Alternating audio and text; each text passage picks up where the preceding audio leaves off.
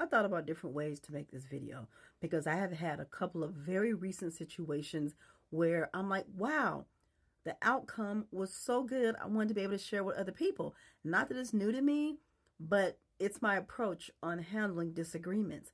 Now, I want to be clear. I'm talking about disagreements with those you care about, those who you have interpersonal relationships with in your life circle. I'm not talking about the stranger on the street, the Karen and the Kens. That is not what I'm talking about right here, because those situations require a whole different approach. All right. So let's talk about when it is an interpersonal relationship. When you have a disagreement with somebody, or you feel like it's about to become a disagreement, consider this. Rather than automatically matching energy, pause. And if you can in that moment, say, hey, hold on. Let's pause right now. Help me understand where this is coming from. And I mean saying it from a humble place, as in, where does all this coming from? No. Actually, taking a moment to say, you know what? I don't think I quite understand why we got here or how we got here. So maybe you can share your heart. And if that person seems like, okay, this isn't going to work, then maybe you have to say, you know what, can we circle back on this later? I know I said circle back because I'm used to corporate America, but in your regular life, you can literally say, can we talk about this later? Because I think we both need to cool down and take a moment to think. And then when you come back to the table with that person, now you're able to say, you know what, you go first. I really want to hear your heart.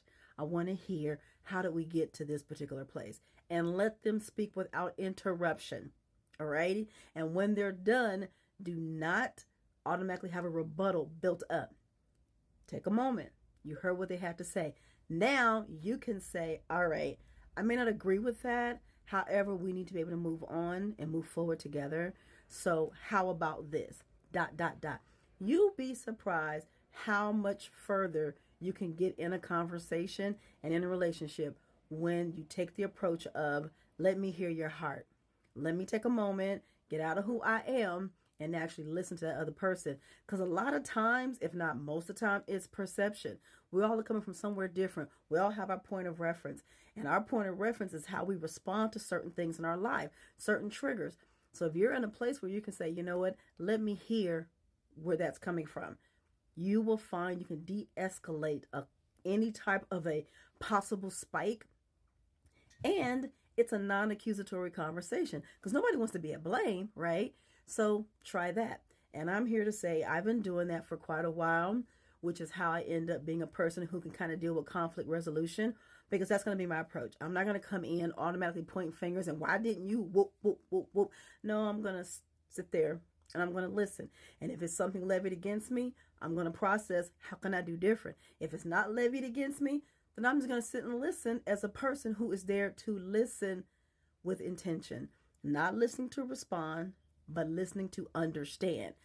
And I've had this happen to me twice in the past few weeks, and I'm here to tell you it works. In both situations, the gentleman friends were so surprised, like, oh my gosh, whoo, they both exhaled. There was no conflict. There was no fighting. We just both were able to have these conversations and settle it out. And they both said the same thing. Wow, this is grown folk conversations. And they were surprised. So people, I don't care who you are, man, woman, whoever, pause. You don't have to always make your point in the beginning. If there's a point to be made and you feel like you're right, that's good, because it may come out that you're right. But you'll get that person's ear a lot better if you've given them a chance to speak and to share without you responding. Okay, so we're going to repeat it, what I said in the beginning. This is not for those non-interpersonal relationships. This is not for the Karens and the Kens. This is not that. This is the people who are in your circle, who you care about, and you want to figure out how to live with them and live in the environment with them and move in and out of each other's lives without these conflicts. All right. Well, I hope this helps somebody. Looking forward to hearing about the arguments that you were able to avoid, or the possible escalations that you were able to de-escalate. Bye-bye.